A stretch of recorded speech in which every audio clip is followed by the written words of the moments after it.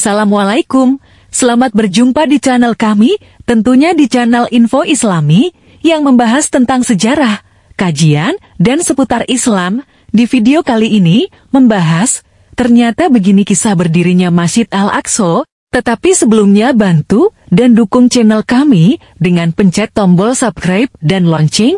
Oke, langsung saja kita bahas. Ternyata begini kisah berdirinya Masjid Al-Aqsa. Masjid Al-Aqsa sedang menjadi buah bibir masyarakat dunia usai polisi Israel kembali menyerang umat muslim yang sedang beribadah pada Rabu 5 April 2023 lalu.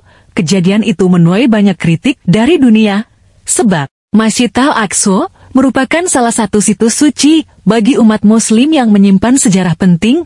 Selain itu, Masjid Al-Aqsa pernah menjadi arah kiblat pertama bagi umat Islam di seluruh dunia sebelum bergeser ke Mekkah. Masjid Al-Aqsa berada di kompleks Temple Mount atau Haram Al-Sharif di kota tua Yerusalem. Area yang juga dikenal dengan sebutan Kompleks Masjid Al-Aqsa itu kerap menjadi pusaran konflik antara Israel dan Palestina. Lantas, siapa pendiri Masjid Al-Aqsa? Ada sejumlah pendapat yang berbeda dari ulama. Ulama Ibnu Katsir, At-Tabari, dan Al-Qurtubi menyebutkan bahwa Masjid Al-Aqsa pertama kali dibangun oleh malaikat atas perintah Allah Subhanahu wa Ta'ala. Namun, sebagian besar ulama juga meyakini bahwa sosok pertama yang membangun Masjid Al-Aqsa adalah Nabi Adam alaihi salam yang dilanjutkan oleh Nabi Ibrahim alaihi salam. Setelah Nabi Ibrahim alaihi salam, Nabi Sulaiman alaihi salam membangun Masjid Al-Aqsa dengan bangunan yang besar, kuat, dan indah.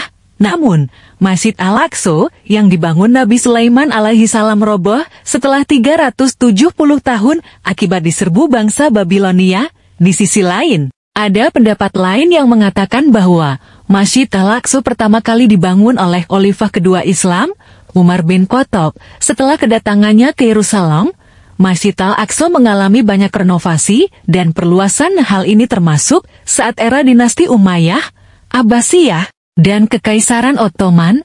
Sementara itu, tentara Muslim awalnya muncul di sekitar Yerusalem pada 637 Masehi.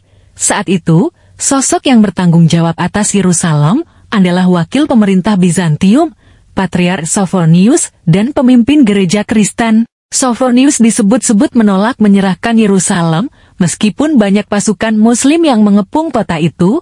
Namun, ia hanya bersedia untuk menyerahkan Yerusalem jika Umar bin Khattab datang. Setelah mendapatkan permintaan tersebut, Umar bin Khattab pun segera meninggalkan Madinah dan pergi sendirian menuju Yerusalem dengan satu keledai dan satu asisten.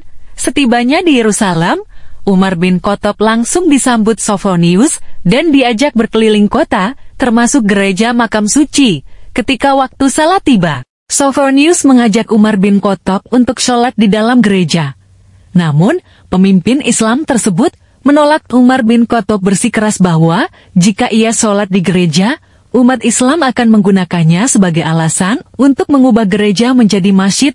Artinya, tindakan ini bisa membuat situs suci umat Kristen terampas. Sebagai gantinya, Umar bin Khattab akhirnya salat di luar gereja, yakni lokasi yang berada di sisi selatan Kompleks Al-Aqsa. Di tempat itulah Masjid Al-Aqsa dibangun pada awalnya. Masjid Al-Aqsa diberi nama Al-Qibli yang berarti Masjid Kiblat. Nama tersebut sesuai dengan kondisi masjid yang pernah menjadi arah kiblat pertama bagi umat Islam di seluruh dunia sebelum bergeser ke Mekkah.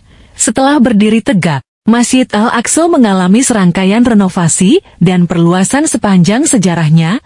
Pada tahun 661 sampai tahun 750 Masehi, dinasti Umayyah memperbaiki bangunan ini, kemudian dilanjutkan Khalifah Abbasiyah, dinasti Fatimiyah, dinasti Ayyubi, dan Kekaisaran Ottoman. Meskipun telah melalui berbagai renovasi dan pembangunan, masjid ini berdiri di Kompleks Al-Aqsa. Selain Masjid Al-Aqsa, di area ini juga terdapat Dome of the Rock dan tembok ratapan. Dome of the Rock atau Baitul Maqdis adalah tempat yang menjadi pijakan Nabi Muhammad saat Isra Mi'raj atau perjalanan menuju langit ketujuh alias Sidratul Muntaha. Sementara itu, tembok ratapan diyakini umat Yahudi sebagai satu-satunya kuil kedua yang bertahan usai dihancurkan Romawi.